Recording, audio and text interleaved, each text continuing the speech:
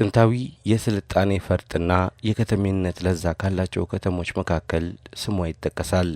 የቅርስና የቱሪስት መሰባሰቢያ አድባር ናት ሐረር ከተማ። ላለፉት በርካታ ዘመናት ከልማት ርቃ ስሟንና ዝናዋን በማይመጥን ደረጃ ወደ ኋላ ቀርታ መገለጫ ምልክቷ የሆነው የጀጎል ግንብ ከፍተኛ አደጋ ተደቅኖበት ነበር። ከዚህ ባሻገርም የከተማዋ ገጽታ ላይ አሉታዊ ተጽዕኖ ሲያሳድር የቆየው የጽዳትና ውበት ጉዳይም ትልቁ የከተማዋ ተግዳሮት ሆኖ ቆይቶ ነበር። ነገር ግን ከለውጡ በኋላ ለከተሞች በተሰጠው ልዩ ትኩረት ሐረር አምራና ደምቃ በአዲስ ተገልጣለች። ሐረር ከተማ እንደሚታወቀው ያው እንደ ስሟ ቀደምት ከተሞች ውስጥ አንዱ ናት። ያው ይሄ ሆኖ ደግሞ የቱሪስት ከተማ ናት። በሁለት ነገር እውቅና ያገኘች ከተማ ናት። ከዛ እንዳውም ሶስተኛም ያው የዓለም ከተሞች ውስጥም አባል ናት። ስለዚህ ሐረር ጽዱና ውብ ለማድረግ ያው እቅድን እንደተነሳ ነው 2016 የስራ ስንጀምር ብዙ ችግር ያለበት በተለይ ጽዳት ላይ ብዙ ችግር አልነበረ። ከዛ ደግሞ የነበረውን ሰራተኛ አንድ ጊዜ ብቻ ወጥቶ ጠዋት ቆሻሻ ያነሳሉ።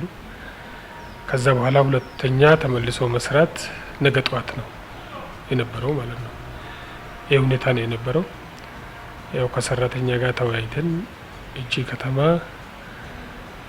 እንደ ስሟ አይደለም፣ ስለዚህ እኛ እቺን ከተማ በድሮ ቦታ መመለስ አለብን፣ ስለዚህ እንደ ስሟ ከፍ መሆን አለበት ብለን ተስማምተን ከሰራተኞች ጋር ተወያይተን በቀን 3 ጊዜ እንድትጠረግ እንድሰራ ተስማምተን ወደዛ ገባንና አሁን ሐረር ከተማ ጽዳት ላይ በ3 ጊዜ ነው ሰው ወጥቶ የሚጠርጉት ማለት ነው። ጠዋት ይወጣሉ 10 ሰዓት፣ ከዛ እስከ 2 ሰዓት ይጨርሳሉ። ተመልሶ ደግሞ በተለይ ትላልቅ መንገዶች ላይ ያሉ ቆሻሻዎች እስከ 2 ሰዓት ወደ ላንድፊል ይሄዳል ማለት ነው። ከዛ ውጪ ያለው ሰፈር ውስጥ ያሉትን ማህበሮች እና ሴፍቲ ኔቶች ነው እነሱ ጋር የሚሰሩት። ውስጥ ለውስጥ መንገድና ከቤት ለቤት የሚቀበል ቆሻሻ ስላለ እነሱ ነው እዛ ላይ ተሰማርተው የሚሰሩት። ይሄ ሐረር ጽዱና ውብ ለማድረግ አንዱ የተሰራው ስራ ነው። ሁለተኛ ደግሞ እንደ አጋጣሚ ከለውጡ በኋላ ትልቅ ትኩረት ተሰጥቶበት ከተማ ላይ ብዙ ስራ እንዲሰራ የተደረገበት ሁኔታ አለ። እሱም ከተማው ድሮ ትኩረት ብዙም አላገኘም። ያው ፖለቲካ ሴንተር፣ የኢኮኖሚ ሴንተር፣ የሶሻል ሁሉ ሴንተር ብትሆንም ትኩረቱ እስከዚህም አይደለም። አሁን ከለውጡ በኋላ ለከተማ ከጠቅላይ ሚኒስቴር ከሀገሪቱ ጠቅላይ ሚኒስቴር ጀምሮ እንደዛው በተዋረድ በክልላችን ፕሬዝዳንት በጣም ትኩረት ተሰጥቶበት ብዙ ለውጥ አምጥቷል።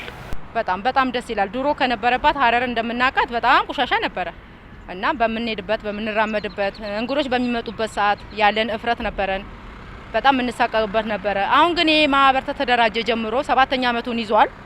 እውነቴን ነው፣ ህዝብ የሚያየውና የሚመሰክረው ነው እና ይኸው የምናያት ነው።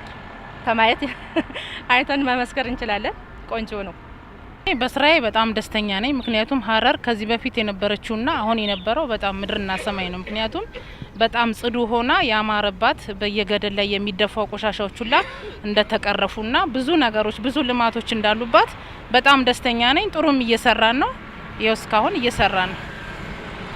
ከተማ ምን ነበረች? በጣም ቆሻሻ ነበረ። አሁን ከተማ ማጸዳ ነው። ቤትም ብትሄድ ቆሻሻ መንገድ ላይ አታነሳም። አሁን በሌሊት ወጥተን ቆሻሻችን በስርዓት ሰብስበን መኪና ይመጣል ጭነን፣ ከዛ በኋላ ወደ ቤት ገብተን ተጣጥበን ደግሞ ወደ ገንዘብ አሰባሰብ ላይ የተመረጥነው እንወጣለን።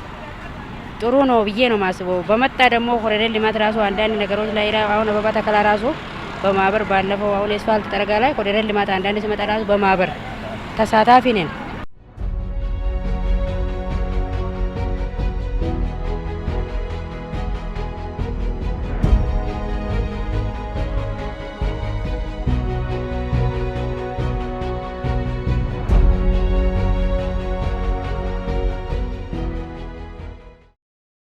ከተማዋ የበርካታ ቅርሶች መገኛ በመሆኗ የአገር ውስጥና የውጭ ቱሪስቶችን የመሳብ እምቅ አቅም አላት።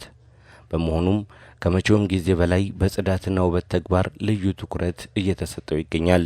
በከተማ የደረቅ ቆሻሻ አወጋገድ ስርዓት ከጊዜ ወደ ጊዜ ትልቅ መሻሻሎች እያሳየም ይገኛል። መንግስት ከግል አጋሮች ጋር በመሆን በፕላስቲክ እንዲሁም ሌሎችም የደረቅ ቆሻሻ አወጋገድ ስርዓትን በማዘመን ከተማዋ ውብ፣ ጽዱና ለኑሮ የምትመች ለማድረግ እየተሰራ ነው። ያ በከተማዋ ዋና ዋና መንገዶችና በሌሎችም አካባቢዎች በስፋት የሚታየው ቆሻሻ አሁን ላይ እምብዛም አንመለከትም። አሰባሰቡና አወጋገዱ ያው አሁን እኛ አሰባሰብ በሁለት መንገድ ነው የምንሄድን ያለ ነው። አንደኛው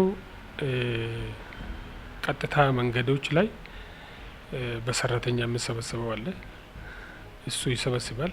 መኪናውም ለየት ያለ ነው። የነሱ ለብቻው ይዘጋጃል። ከዚህ እንወስዳለን፣ ወደ ላንድ ፊል ነው የምንወስደው። እኛው ግን ቅብብሎች ጣቢያ ለጊዜው የለንም። እሱን እየጠየቅን ነው። ቅብብሎች ጣቢያ በጣም ያስፈልጋል። እሱም ካገኘ ያገኘን፣ ካላገኘን ደግሞ እዛው ራሱ ቦታ ላይ ሁኔታውን አመቻችተን እዛው ላይ መስራት የምንገባው እንሰራለን ብለን ነው የምናስበው። አንደኛው አወጋገድ ውስጥ ድሮ ምን ነበረ? ሃይላንድ ነው ስንጭ ነው የምንለው።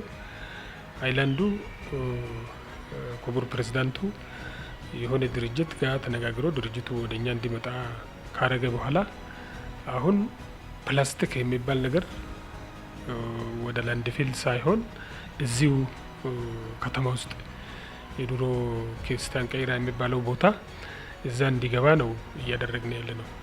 ለምን እዚሁ ተጨፍልቆ ሪሳይክል እንዲሆን፣ ከዛ ደግሞ ወስደን እዛ ታች ያወረድነው ከዚህ አመት ሳይሆን የነበረው ሁላ ወደ 8 አመት 7 አመት እዛ ነው እየወሰድን ያለ ነው። እሱ ሁሉ ወደ ሪሳይክል እንዲገባ የተደረገበት ዘመን ነው። ለምን ፌስታል አለ፣ ላስቲኮች፣ የተለያየ ላስቲኮች አሉ። እሱ ሃይላንድ አለ።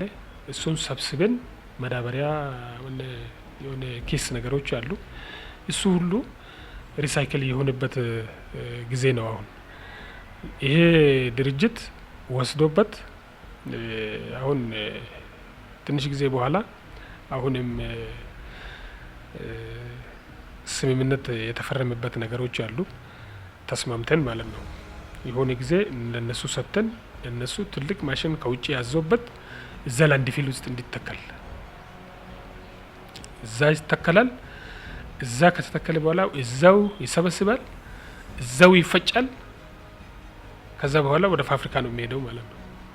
አንድ ይሄን እየሰራን ነው። አሁን ድሮ ጨፍልቀን ብቻ ነው ወደ ፋብሪካ የምንወስደው። ብዙ ትራንስፖርት አውጥተን ነው የሚሄደው ማለት ነው። እኛም ባንወጣ ያው የሰሩ ሰዎች ወይም የሰሩ አካሎች ብዙ ብር ያወጣሉ፣ ብዙ መኪና ይጭናሉ ማለት ነው። አሁን እሱ ሁሉ ቀርቶ እዚሁ ፋብሪካ እንዲተከል ነው የተስማማ ነው። እዚህ ፋብሪካ ይተከላል፣ ከዛ እዚሁ ይፈጫል፣ ከዛ ወደ ፋብሪካ የሚሄድና ሪሳይክል ሆኖበት ሌላ አገልግሎት ይሰጣል ማለት ነው። በዛ ደረጃ ተስማምተን አሁን እየሄድን ነው። ከዛ ይሄ ብቻ ሳይሆን እዛው ቆሻሻውን ለይቶበት የሚበሰብስና የማይበሰብስ ብለን ለይተን፣ የማይበሰብስ እዛው ይቀመጣል፣ የሚበሰብስ ደግሞ ምን ይሆናል? እዛው ፊግ ይሆናል ማለት ነው።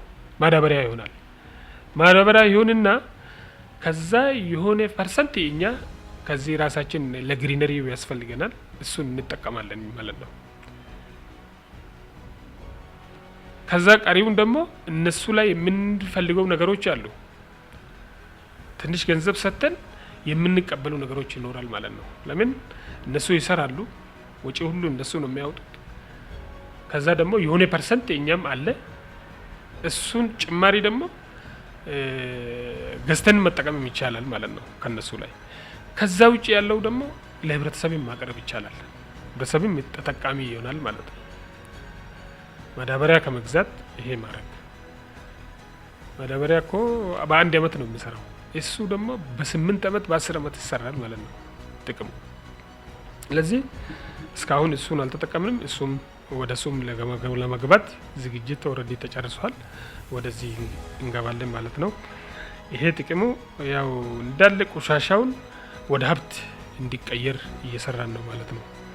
በደረቅ ቆሻሻ አሰባሰብ ሂደት ላይ ያው በሳምንት 2 ጊዜ ነው ከአባወራው ላይ የምናወጣው። በሳምንት 2 ጊዜ አንድ አባወራ አገልግሎት ማግኘት አለበት። አሰባሰባችን ደግሞ የራሳችን ጣቢያ አለን። አንድ ሰው 30 ቤት የማውጣት ግዴታ ነው። 3 ሆነው ነው ያንን ቆሻሻ አብረው የሚያወጡት እና የምናሰባስብበት ቦታ ጣቢያ አለን። እዛ ቦታ ላይ እንሰበስባለን። መኪና ይመጣል፣ ከዛ ቦታ ላይ ነው ተጣቢያው ላይ የሚያነሳው ማለት ነው። እና ሁሉም የየራሱ ቀጠና አለው። እንደ አቦከር ወረዳ ለምሳሌ 5 ቡድን አለ።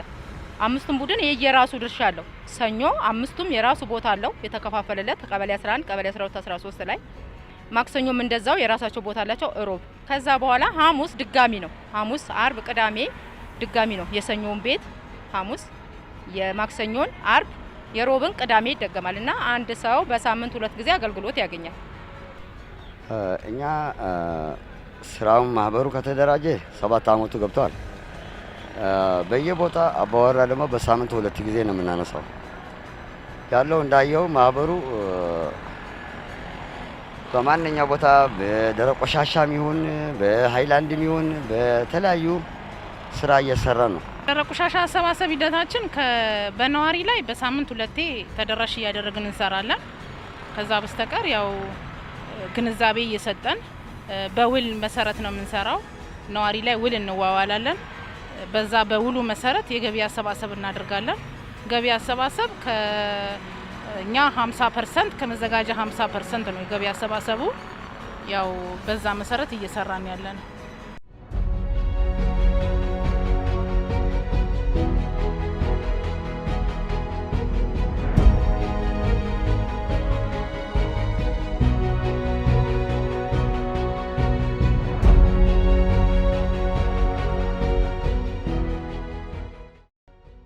ከተሞች በፈጣን እድገት ላይ ይገኛሉ።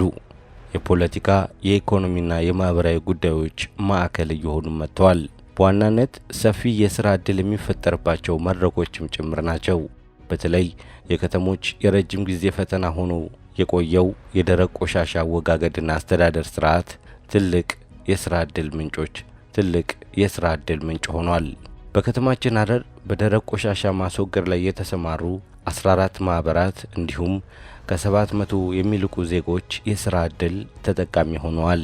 ይህም ከዚህ ቀደም የዕለት ጉርስ እንኳን ለማግኘት የሚቸገሩ ዜጎች ከራሳቸው አልፈው ቤተሰብ እስከ ማስተዳደርም ደርሰዋል።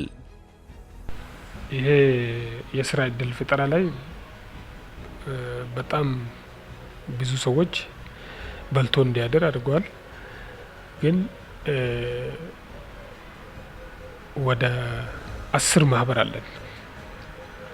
10 ማህበሩ በየደረጃው እንደ አቅሙ እንደየሰፈሩ ብዛትና ቀበሌያቸው ሰብስቦ ቆሻሻውን ይቀበላል።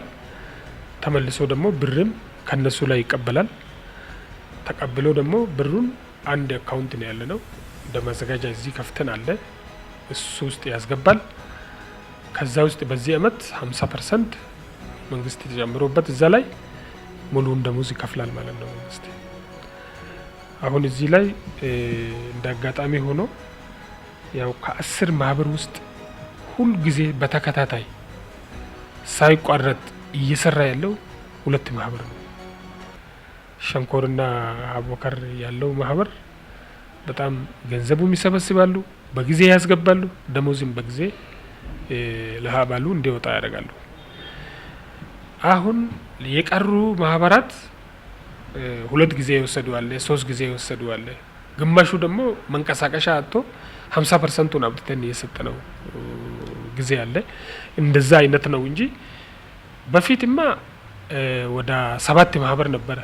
7ቱ ማህበር መንግስት ነው ሙሉ ወጪያቸውን ነው የሚሸፍነው። እነሱ ቆሻሻውን ሰብስቦ ወደ ላንድፊል ይወስዳል፣ ጠቅላላው መንግስት ይሸፍናል። አሁን ደግሞ 10 ማህበር አረግን። ጨመርን። ከዛ ደግሞ የትራንስፖርትም ወደ 3 ነው 4 ማህበር ጨመርን። ወደ 14 ማህበር ነው አሁን ትራንስፖርትም ጭምር እዚህ ውስጥ እየተሳተፉ ያሉት። ጠቅላላ ሲታይ እንደ ሰው ደግሞ ወደ 700 ሰው በላይ ነው ስራ ተፈጥሮበት ሰው እየሰርቶ እያደረ ያለው ማለት ነው። አዎ ስራ እድልም ፈጥረናል። አሁን ለምሳሌ በእኛ ዙሪያ ላይ የ15 ልጆች በእኛ ስራ አሉ። በማህበሩ ስር ተመዘጋጀው ከሚያውቃቸው እውቅና ውጪ ማህበሩ ራሱ ቀጥሮ የሚያሰራቸው አሉ። ስለዚህ ለ15 ሰዎች እድል ፈጥረናል። እነኛ ልጆች በጫኝ እነኝኞቹን ያግዛሉ። ጫኝ ላይ ቀጥረን ነው የምናሰራው። ስለዚህ ይሄ ማህበር እንደዚሁም ሆኖ 15 ሰው አለው በስሩ። ነገሩ ስራ ፈጠራ ማህበሩ 86 ሰው ነው። 86 ሰው ግን በለቀመበት ገንዘብ በሰራው በደሞዙ ላይ ስራን ፈጠራ ፈጥሯል። ጫኞች አሉን እኛ 12 ጫኞች አሉ። ረሲት የሚለቅሙ 12 ሰው አለን። የቢሮ ጻፊ አለን፣ ጠበቃም አለን። እንደገና ይሄ ማህበር ብዙ መስዋዕትነት ይከፍላል። መስዋዕትነት ሲል ሀገራዊ ልማት ሲሆን እንግዳ ይቀበላል። እንግዳ ሲመጣ አንድ ቆሻሻ እንዳይታይ ተብሎ ማህበሩ በ3 ሲከፈልና አንዱ ከጠዋት 2 ሰዓት ጀምሮ እስከ 5 ሰዓት ይሰራል። ከ5 ሰዓት ጀምሮ እስከ 10 ሰዓት ይሰራል። ከ10 ሰዓት ጀምሮ እስከ 12 ይሰራል። የስራ እድል ፈጠራ እኛም ራሱ ያው ከቤት ነው ወተን ለዚህ ለስራ እድል ፈጠራ ወረዳው ስላመቻቸልኝ በዚህ አጋጣሚ ወረዳዬንም ላመሰግን ፈልጋለሁ። ሲቀጥል እኛም አሁን እየሰራን ወደ 6-7ኛ ዓመታችንን ይዘናል። ብዙ የስራ እድል ፈጥረናል። በዚህ አጋጣሚ በፊት ወንዶች ነበረ ሴቶች ነበረ የሚጭኑት። አሁን ሴቶቹ ጋራ ተመካክረን ከአባላቱ ተመካክረን ከየደሞዛችን እየተቆረጠ ለጫኝ ወንድ እንዲጭን ሴት ሰብስቦ ወንድ እንዲጭን በሰዓታቸው ወደ ቤት እንዲገቡ ሌላ ስራ እድል ፈጠራ እንዲሰሩ ከዚህ በተጨማሪ እንዲሰሩ ያላቸው ደሞዝ ስለማይበቃቸው ተስማምተን ከነሱ ጋር ስራ እድል ለወንዶች ጫኞች 12 አሉን። እኛ እንደ ሸንኮር አከፋፍለን ነው የምንሰራው። ከዛ በስተቀር ደግሞ መንደር ላይ ርሲት የሚሰበስቡ 8 አሉን 12 አሉን። አሁን ትንሽ የሆነ 2 ሰው ስለጎደለ 8 አሉን። እንደዛ እያረግን ነው የምንሰራው። ስራ እድል ፈጥረናል። ቢሮ አለን። እኔ ደስ የሚለኝ ደግሞ አንደኛ እንደ ሸንኮር ቢሮ ወደ 4ኛ ዓመታችንን ይዘናል። የራሳችን ቢሮ ተከራይተን ኮምፒውተር አለን። ሁሉ ነገሮች ፕሪንት እናደርጋለን። ደሞዝ በዛ በቢሮ ነው የምንሰራው። ጸሐፊ አለን፣ ጥበቃ አለን። ብዙ የስራ እድሎች ፈጥረናል። ታይም ጥሩ ነው። ለውጥ ያለ ብዬ ነው ማስበው። ብዙ ስራ ፈጠራ ደሃ ነበርን። ያው አሁን ለውጥ ልጆቻችን እያስተማርን ነው። ከዚህ ላይ ተጨማሪም ቀጥሮ ጫኝ ራሱ ቀጥረን እየሰሩ ነው። ትርፍ ማለት ነው። የኛ ከዚህ የበለጠ ደግሞ ቢያንስ ኑሮ ነው ትንሽ የተወደደብን። ግማሾቻችን ነበር የነበርን እኔ ወደ ነዋሪ ደንበኛ ብንቀጠር ነው የሚለው በመዘጋጃ እና እንደ ደንበኛ ስራ ማለት ነው ነበር ብንቀጠር እንደዛ ነው የሚለው።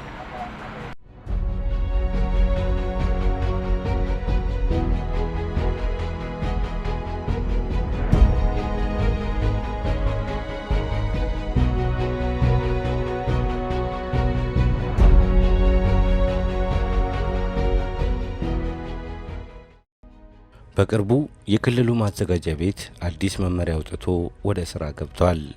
ይህም ለግለሰብ ለድርጅትና ለተቋማት የደረቅ ቆሻሻ የክፍያ ስርዓትን ተግባራዊ ተደርጓል።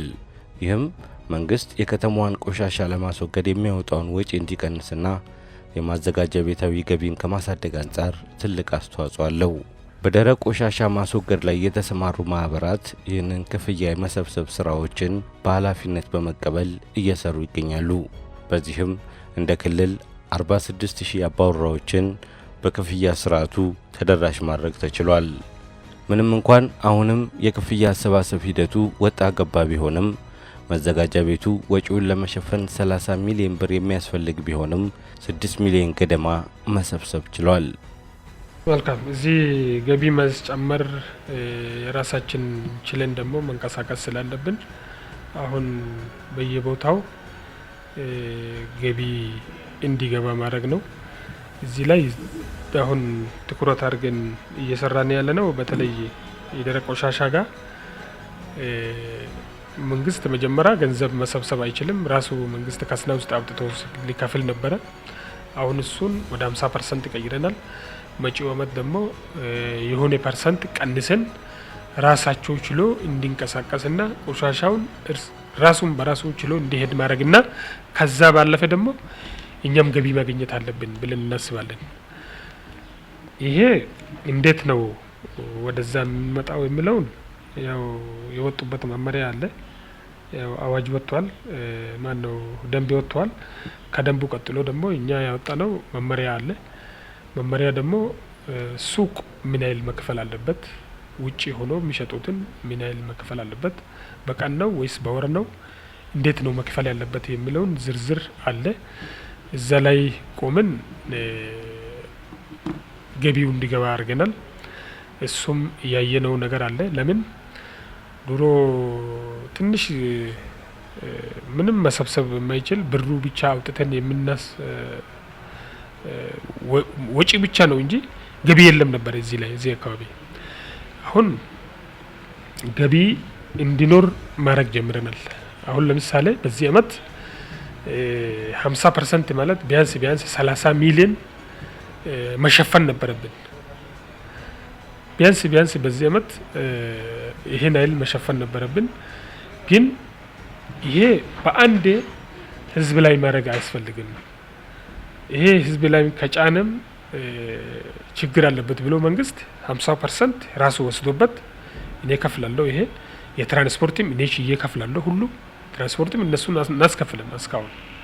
ይሄ ሁሉ መንግስት ችሎ የቀረውን ደግሞ መሰብሰብ አለብን። ቢያንስ በዚህ አመት 15 ሚሊዮን እንሰበስባለን ብለን አስበን ገባን። አሁን የሰበሰብነው ያው ቢያንስ ወደ 6 ሚሊዮን የሚጠጋ ገንዘብ መሰብሰብ ችለናል። አሁን ይሄ ትልቅ ነገር ነው። በዚህ አመት ይሄን ኃይል ሰብስበናል። መጪ አመት ደግሞ ምን ማድረግ አለብን የሚለውን እያሰብን ነው። የሆነ ፓይለትም በሲስተም ማንም ሰው የከፈለ ይሄ ከፍሏል ሜሴጅ ይገባል። ያልከፈለውን ደግሞ ደውለ ይሄን ብር ይፈልጋል አስገባ ማለት አለብን። ካላስገባ ደግሞ መጪው አመት ደግሞ ያስቀምጣል። መጪ ወር የሚቀጥለው ወር የሰውዬ 2 ወር አልከፈለም 3 ወር አልከፈለም ብሎ የሚያሳይ ሲስተም እየዘረጋን ነው። እሱ ዝርግተን 2 ወረዳ ላይ ፓይለት እንጀምራለን ብለን ይዘናል። ያው ማህበሩ አሚር ኑርና አባድር ያሉ ማህበሮች ይህን ሲስተም እያስገባን ነው። አሁን እዛ እኛ ያው ገቢ እንዳልኩ ገቢ አሰባሰብ ላይ ቢያንስ አሁን ነዋሪዎች ላይ ችግር አለ። እኔ ሌላ በመዘጋጃው ላይ ምንም ችግሮች የሉም። ግን ነዋሪው ምንድነው ግንዛቤ የለውም። በጣም የሚያስቸግረን ግንዛቤ እየሰጠን አንዳንዴ በጣም አመፀኛ ለሆነው ደግሞ መጥሪያ እየሰጠን ከወረዳው ጋር እያገናኘን መክፈል እንዳለባቸው ወረዳ አስተዳደሮቻችን እየነገሩልን በዛ መንገድ በጣም ላስቸገረ ደግሞ ሚኒሻ በገንዘባችን አበል እያሰብን በዛ መንገድ ነው የምንሰበስበው። ብዙ ችግሮች አሉ። ገቢ አሰባሰቡ 100 ብር 80 ብር 3 ደረጃ ነው ያለው። በእንደዛ አይነት ያው ከኑሮ ውድነት አንጻርም የሰውን በባህሪው የያዝን እንደዛ እየሰራን ያለ ነው። አዎ በእንትን በ50% መሰብሰብ እንዳለበት ነው። እሱን ተጀመረን 2ኛ አመታችንን ይዘናል። ጥሩ ነው፣ ምንም አይልም። ህዝቡም ገና አሁን ሂደት ላይ ስለነበረ እንደውም አሁን 2ኛ አመቱ ላይ ቆንጆ ነው ማለት እንችላለን። እንደ ህዝቡ እንደ ኑሮው ሁኔታ ብዙ እንትን አይሉም። ግን እንደዚሁም ሆኖ ብዙ የሚያስቸግር ሰው አለ። 50% ተሰብስበን ለማስገባት ያው ከሰው ጋር በትግያም ቢሆን ብንታገድም ኖሮ ግን እየሰበሰብን እያስገባን ነው። ያው 50% የሚሆን ሰው ይሰጠናል ማለት እንችላለን እንደ አቦከር ወረዳ ማለት ነው። እና ያን ብር ሰብስበን ለመዘጋጃው ገቢ እናደርጋለን። 50% ከሱ 50 ከኛ ተደርጎ ነው እየተከፈለ ያለው። እና በዚሁ ላይ ግን ህዝቡ አሁንም ግንዛቤ ያልያዘ ሰው አለ። ግንዛቤው የሌላቸው ሰዎች አሉ፣ እንቢተኞች ሰዎች አሉ፣ በህግ የሚያምኑ ሰዎች አሉ። እስካሁን ድረስ ወደ ህግ ወደ እርምጃ እንዳውም አልሄድ ነው። በጸባይ እያስተባበረን የኛ ደሞዝ ነው እንዲህ ነው እህቶቻችን ናቸው እህቶች ነን እየተራብን እኛ እናንተ ምናምን እያለን ነው በጸባይ የምንይዛቸው። እስካሁን ወደ ህግ አልተሄደም። ግን ወደፊት በህጉ መሰረትም እነኚህ ሰዎች መገደድ አለባቸው። ለምን ላይ የወረደ ስለሆነ ሁሉም ህዝብ መክፈል አለበት እንዳቅሙ ማለት ነው። 3 ደረጃ አለው። 120 ብር 100 ብርና 80 ብር። ዝቅተኛ ኑሮ የሚኖር ምንም የሌለው ጦረተኛ ሰው የሆነ 80 ብር ነው የሚከፍለው። የዳሃዳውም አለ፣ እሱን አናስከፍልም። እሱ በወረዳ በኩል ተደርጎ እንዳውም ማተብ ተመቶ አሁን ለመዘጋጃ ገቢ ለማድረግ እያሰብን ነው። እና ይሄን 3ቱ ነው እያካሄድን ያለ ነው። እኛም በስነ ስርዓት ነው ሰብስበያ። እኛ ወረዳ እንደውም ችግር የለበትም። አቦከር 50% ከፍላሉ። አለቃዎቻችን ወስዶ ባንክ ወዳው ነው የሚያስገቡት። አሰባሰቡ በጣም ጥሩ ነው። የግለሰብ አሁን ለምሳሌ አስፋልት ዳር 120 ነው። እስከ መጨረሻ ጫካ 183 ደረጃ ነው የተቀመጠልን። ሰልጠናም ስንወስድ በዛው ደረጃ እያከን ነው። ይሄ ደሃ ተብሎ ደግሞ የተቀመጠው አለ። ስም ዝርዝር ተጽፎ ተደራሽ ሆነ በቀን ስም ዝርዝር በቀን እኮ ዘገባ እናስገባለን። በቀን 11 ሰዓት በኋላ የደረስነውን ቤት ሀል ለአለቃችን ወደ መዘጋጃ ታስተላልፋለች። ገንዘብ ሰቢ ገባ ደግሞ ደረሰኝ ተቆጥሮ እንደዛው ገንዘቡ ወደ ባንክ ይገባል። ወደዛው ደረሰኝ ደግሞ ይመለሳል ወደ መዘጋጃ። አሰባሰቡ በጣም እኛ ወረዳ ጥሩ ነው ነው የምለው።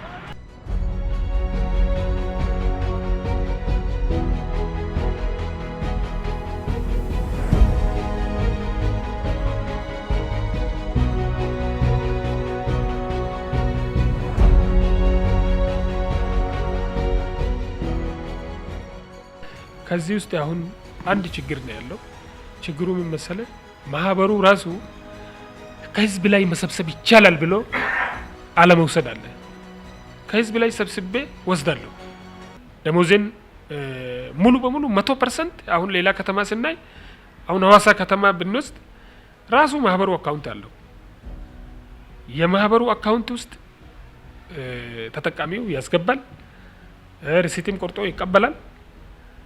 በሲስተም ገብቷል ማለት ነው። በኢብር በሲብር በዛው ነው ገንዘቡን ትራንስፈር የሚያደርጉት ህዝቡ ማለት ነው። ለዚህ እነሱ ወደ 17 ማህበር አሉ። ወደ 17ቱ ማህበር ከህዝብ ነው እንጂ ከመንግስት 0.5 ሳንቲም የለም ማለት። እኛም ደግሞ ያ ሲስተም ወደዚህ ማምጣት አለብን ብለን በዚህ አመት ነው ባለፈው አመት ነው የጀመርነው። በዚህ አመት ደግሞ 50% ራሳችን እንችላለን ብለን ያው 2 ማህበር ራሱን ችለዋል ኦሬዲ። ሌሎች ማህበር ደግሞ በጊዜ ደሞዝ አለመውሰድ ችግር አለ። ያው ይሰብስባል ያመጣል፣ ወይም አንዴ ወይም ሁለቴ ይወስዳል። ከዛ 2 ወር 3 ወር ደሞዝ ሳይወስድ ይቆያል። ችግሩ ከምንድን ነው? ለምን ስለው እነሱ ራሳቸው ስራ ብለው አልያዙም። ገንዘብ መሰብሰብ ስራ አላደረጉም። ቆሻሻም ሰብስቦ ብቻ ሊኮበት ገንዘብ ከመንግስት የመጠበቅ ነው ያለው። ጠባቂነት ነው ያለው። ራሳችን ችለን እንሰራለን የሚል የለም። አሁን አመለካከት ላይ መስራት በጣም ያስፈልጋል። አሁን ይህ ነው እንጂ ለብዙ ማህበር ለብዙ ትራንስፖርት ማህበርና ለብዙ ማህበራቶች ስራ ተፈጥሯል። እየሰራ ነው፣ ሰዎቹም እየሰሩ ነው። ከዛ ውጭም ደግሞ ፕላስቲክ ራሱ እየሰበሰበ ያለው ወደ 400 ሰው በላይ ነው። ፕላስቲክ ሰብስቦ እዛው ሰዱና ሽጡ ብለን ቦታውን አሳይተን ሽጦ ራሱን እየቻለ ያለው በጣም ብዙ ሰው ነው። በጣም ለዚህ እነኚህ ሰዎች አሁን ድሮ በ4 ብር ነው የጀመሩት ፕላስቲክ፣ አሁን ወደ 15 ብር ገባ። እንደውም ጭናችሁ ካመጣችሁ 17 እናስገባለን ብሎ ተስማምቶ አሁን እየሰሩና ብዙ ሰው ራሱ ስራ መስክ አድርጎ እየሰራና እየኖረ ነው ማለት ነው። ፕላስቲክ ራሱ ድሮ መሬት ውስጥ ገብቶ መሬት ማበላሽቶ ብዙ ነገር እያደረገ ያለው አሁን ደግሞ እንጀራ ሆኖ ሰው እየተጠቀመ ነው። ለዚህ ይሄ ማስቀጠል አለብን። ሌላ ደግሞ አሁን እነሱ ላይ ትንሽ ማህበሩ አቅም እንዲኖር ማድረግ አለብን። አቅም መኖር አለበት። ለምን ስልጠና ያስፈልጋል። ከዛ ደግሞ ስልጠና መስጠት አለብን። ከዛ ደግሞ ልምድም ካስፈለገ ወስደን አሳይተን ሌሎቹ እንዴት እንደሚሰሩ ልምዱም ቀስሞበት ወደኛ ክልል አምጥቶ ወደኛ ከተማ አምጥቶ መስራት ይገባል የሚለውን አለን። እዚህ ላይ አሁን ትንሽ ከሰው ጋርም ከሰራተኛ ጋርም የሚያጋጭን አንዳንድ ነገሮች አሉ። ለምንድነው ሰው የሰራውን ማግኘት አለበት። ከዚህ መዘጋጃ ጋራ በውል ነው የምንሰራው። ውል አለን። በየ3 ወር ውል እያደስን ነው የምንሰራው። በውሉ መሰረት ግን መዘጋጃው ጋር ክፍያ የለም። ለምሳሌ አሁን 4ኛ ወር ነው። አንዳንዴ እንደዚህ ክፍያዎች ይዘገያሉ። በዛ የተነሳ ትንሽ ማህበረተሰቡ ጋር አሁን እኔ ማህበር ላይ ሰራተኞቼ ጋር ቅሬታ አለ። ያ ደግሞ የሚሆነው አንዳንዴ ያው 50% አለመሰብሰብ ነው የሚባል ነገር አለ። ግን እኛ በተቻለ መጠን እንደ አቦከር እየሰበሰብን 50% እያስገባን ነው። ትንሽ አሁን እዚህ ላይ ክፍያ ላይ ያለ ነገር ነው። 4 ወር 4ኛ ወር ዛሬ 20 ነው። 4 ወር ሊያልቅ 10 ቀን ነው የቀረን። 4 ወር ሙሉ መዘጋጃ ጋር ነው ብር ያለው። ይሄ አንዳንድ ቅሬታዎች ይሄን ያለን በእኛ በኩል ክፍያ አሁን የደሞዝ አከፋፈል ላይ ነው 50% ከኛ 50% ከነሱ ቢሆን አሁን ለምሳሌ እኛ እንደ ሸንኮርና አቡበከር ነን አብዛኛው ቅድሚያውንም የምንገኘውና የምናዘጋጀው ያም ሆኖ ያለ ትንሽ አከፋፈል ላይ ችግሮች አሉና ከፋይናንስ ይመስለኛል ከመዘጋጃው ሳይሆን ከፋይናንስ ነው ብዙ ጊዜ ችግር ፋይናንስ ላይ ነው ችግር ያለው ይላሉ ያ በወቅቱ በአግባቡ አይከፈለንም እኛ እንደምንሰበስበው በአግባቡ በወር አይከፈለንም አሁን ቢያንስ 4ኛ ወር ላይ ነው ያለነውና ያ ችግሮች አሉ አመሰግናለሁ ምናልባት የሚቀር ሀሳብ ካለሽ እኔ ምንም የሚቀረኝ ሀሳብ የለም ብቻ ያው መዘጋጃ ላይ ፋይናንስ ላይ ያሉት ነገሮች ቢስተካከሉ እና በዚህ አጋጣሚ ነዋሪውንም በትብብር የምንጠይቀው አከፋፈል ላይ ምክንያቱም ጽዳት ለራሳችን ነውና ውበት ለራሳችን ነው አሁን ሌላ ሀገር ያለውና ሀረር በጣም አሁን ሀረር ላይ ለውጥ ላይ ያለ ነው በርግጥ ደስ ይላል ግን ነዋሪው ግንዛቤ እንትን ቢልና ቢተባበረንና ክፍያውንም በአግባቡ ቢከፍለን ይሄንን ለመግለጽ ፈልጋለሁ አመሰግናለሁ